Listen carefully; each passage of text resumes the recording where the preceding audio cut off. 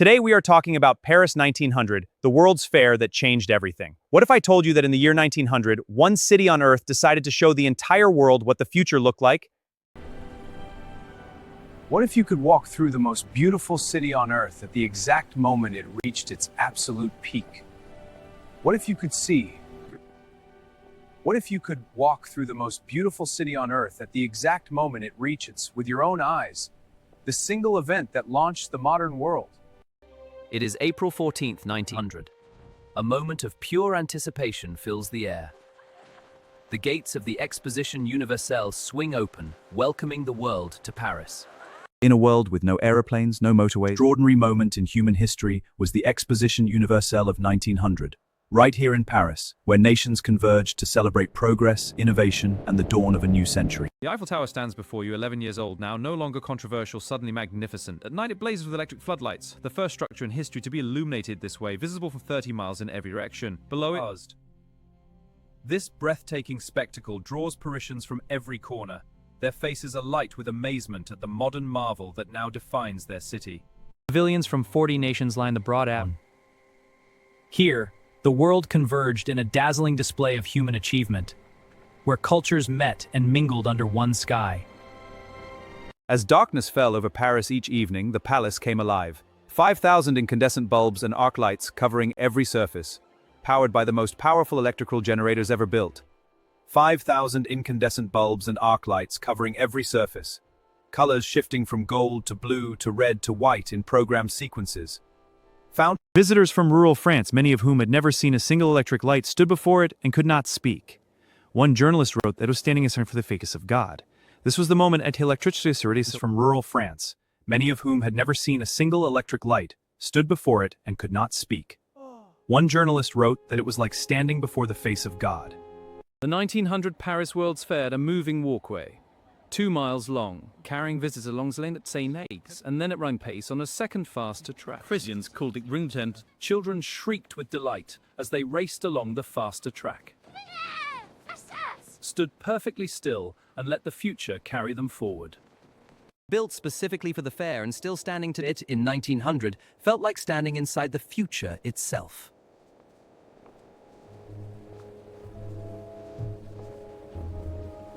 And then, in a darkened room in one of the fair's pavilions, something happened that would change human culture forever. The Lumiere brothers were just showing moving images on a train commerce during is one of the first moving pictures.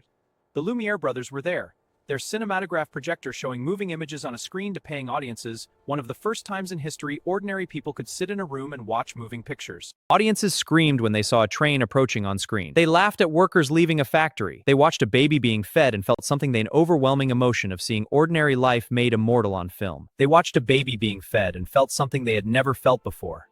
The strange, overwhelming emotion of a simple moment, captured forever, stirring the soul in ways no one could have imagined. Cinema was born right there in Paris in 1900. The Exposition Universelle closed on November 12, 1900. 50 million visitors went home carrying something invisible in their luggage. The same world that wept at the Palace of Electricity was also a world of profound injustice. The 20th century of the Paris Announced Outre in 1900 would also bring 2 world wars, genocide, and the violent collapse of every empire represented at that fair.